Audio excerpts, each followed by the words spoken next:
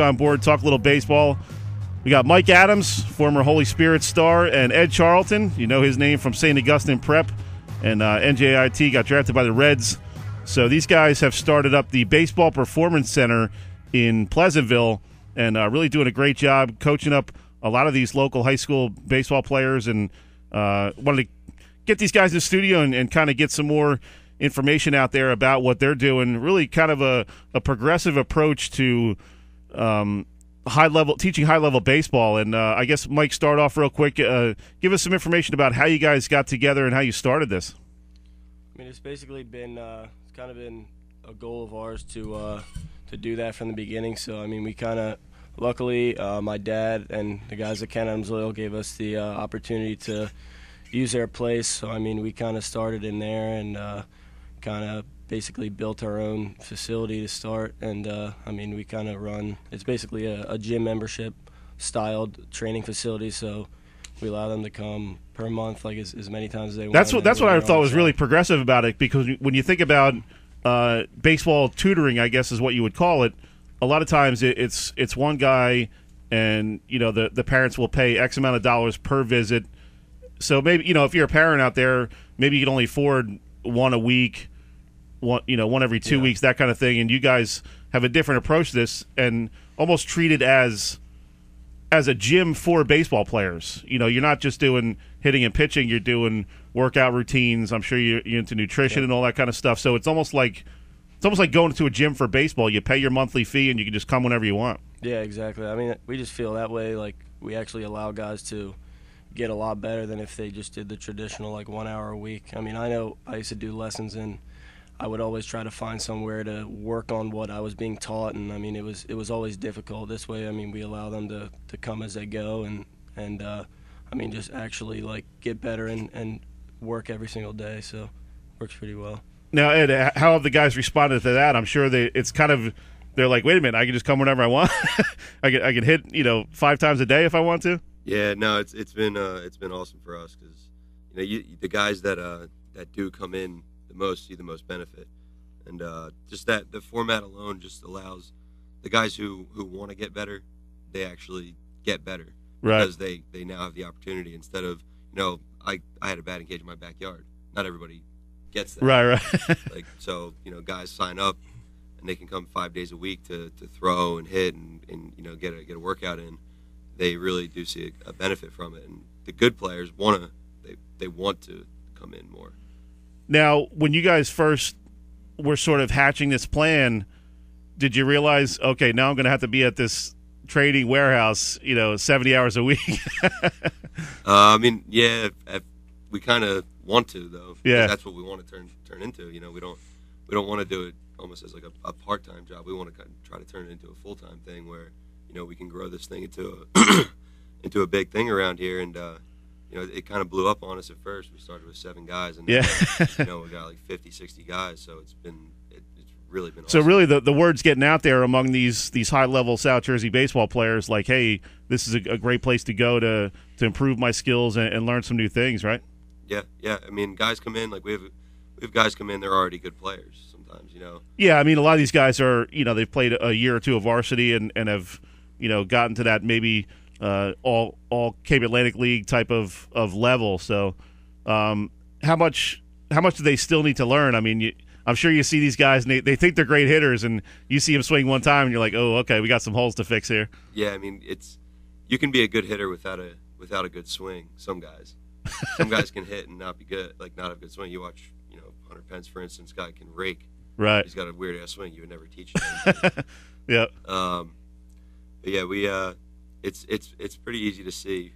We've been doing it for a little bit now. So a guy comes in, you could tell he's athletic. You can tell he's a good baseball player, but you see the holes in his swing right away now. Yep. And it's fun for us to get them to fix it. When they start fixing their swing, they do see benefit. Now, Mike, you guys are both fairly young guys, recently out of college. How much does that help or does that hurt? I mean, how do the high school players view you guys? I'm sure there's a little bit more of a connection because they know, okay, you guys still play in the ACBL. You both played professionally, so I'm sure they look at you guys as, hey, that's a kind of level I'd like to get to. Yeah, I definitely think it helps. I mean, I think we can relate to them also a little better. And I mean, it kind of helps the environment when they come in. I mean, they're not really intimidated by us. I mean, and then we also get to play against them in the ACBL. So I mean, it kind of everyone wants to. I mean, obviously. Now, are they critiquing you when you're out there playing against them? I mean, not really, but I mean, it's always fun. Like they come up to bat and I see them all smiling at me, and it's funny. You're like, hey, I haven't taught you everything. But yeah, I definitely think it's like it helps us because not only are we telling them what to do, but like we can also do it and we can also show them. So right. I mean, it's not like you're just your typical like 6-year-old pitching coach who I mean kind of just shows you what to do, but I mean he has some kind of outdated like knowledge. I mean that way this is what we did. I mean to get as far as we did. So I mean now how often are you guys trying to figure out new techniques, maybe something that's brand new to the baseball world? I know it's so much different now than it was 15, 20 years ago in terms of the training, the techniques. There's always new things coming down the pike from college coaches, from pro guys, and you guys have been around high-level college coaches, high-level pro coaches, so I'm sure it's one of those things where You guys are probably home, and I know Ed we were talking last week, and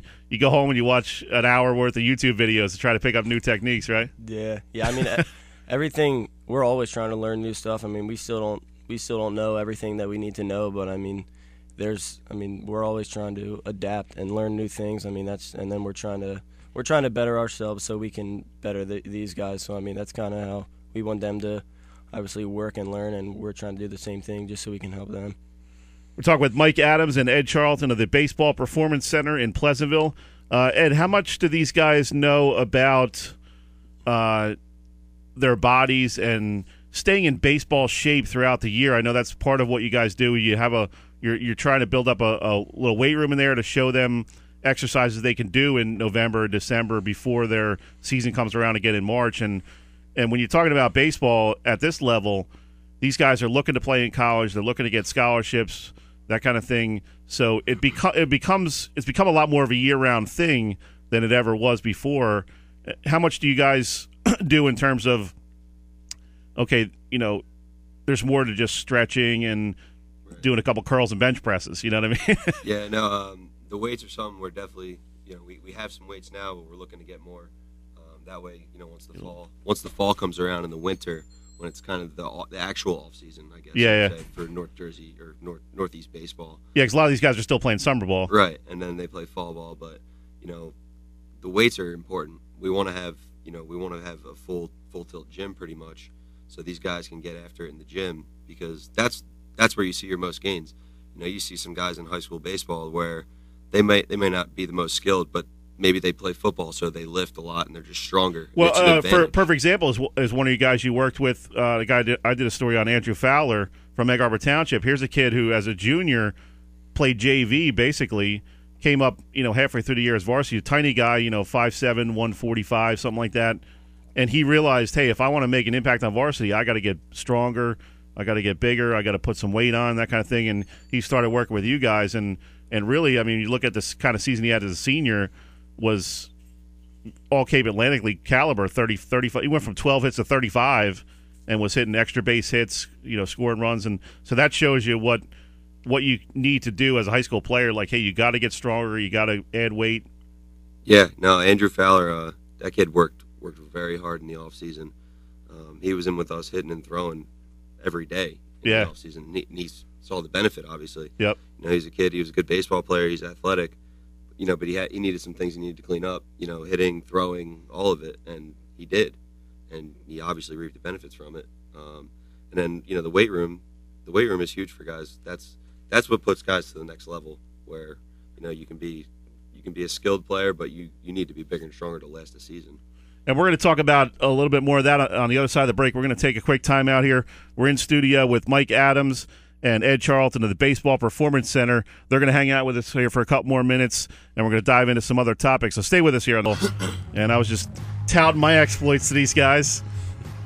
I'm 2 weeks away from 45, still hitting lasers. What do you think of that, fellas? Yeah. They're like, hey, let's get you in the performance center and let's see what you're all about. Yeah, we'll see what your swing looks like. But yeah, before the break, we were talking about getting into the weights, and obviously Glory Days covers high school sports big and high school baseball, and a lot of these guys follow me on Twitter and Facebook and all that stuff. So wanted to really speak to these guys that are in high school now, maybe the guys that aren't training with you that need to hear this. You guys both played high-level college baseball and played professionally. How big is it to get stronger, and not just big? Like when high school kids think of lifting, they think of benching and curling. There's so much more to it than that in terms of just your overall body strength. And I know I started lifting when I was a sophomore, and we're talking back in the 80s, before you guys were even born. But that helped me a lot, because I was a small guy in high school. I think sophomore year I was about 140 pounds, maybe, 5'6", but to get that core strength, the forearm strength, all that stuff really helped me when I got to the varsity level. And obviously you see it a lot more in guys these days. The training, the coaches are more into it and that kind of thing. But from your perspective, why is that so important when you're talking about getting to the next level in terms of college baseball? I mean, there's a reason steroids are banned from baseball. Guys get stronger and they got really good, and it helps. Yeah. So obviously getting stronger is a huge part of becoming a better player and being able to last a full season. I mean, being able to get your legs stronger and your core stronger is huge. A lot of guys don't have that in high school. Now, looking back when you were a freshman in college, was it kind of a shock to you of how much you had to do in terms of the physical part of baseball? Not necessarily. I mean, I had always. But you came from a good high school program in St. Augustine. Yeah, and I had always played football, so I was always in the gym. Right. I was kind of a gym rat. Maybe a little too much bench press at my high school. But as I got into college, it shifted. My workouts kind of shifted to, all right, let's get the lower half involved and a little more core strength, and it helped. And Mike, pitching as well, huge with the lower half, the legs, the hips, all that stuff. You got to be flexible. And when you think about some of the best pitchers in the history of baseball, the guy that comes to mind for me is Nolan Ryan. I mean, the guy had legs like tree trunks, and he was still throwing 97, 98 in the eighth inning because he had that lower body strength. Yeah. Not only does it get you stronger, but it also helps with your stamina. I mean, because you're throwing 100 pitches consecutively. I mean, so you need to be able to, throw, get the ball back, and, keep pushing off the mound, as many times in a row. So, it's definitely – as you get older, you realize that you're playing against grown men now. When you get to college Division I baseball, I got there, and that's a big jump when you go from a high school senior. Some of these kids are just turning 18 in the summer, and you walk into college and you're playing against 21, 22-year-olds. Yeah, these guys are 6'5", really tall, thick, and I showed. I'm like, well, I need to be as strong as them, or else I'm not going to be able to last at this level. So it definitely.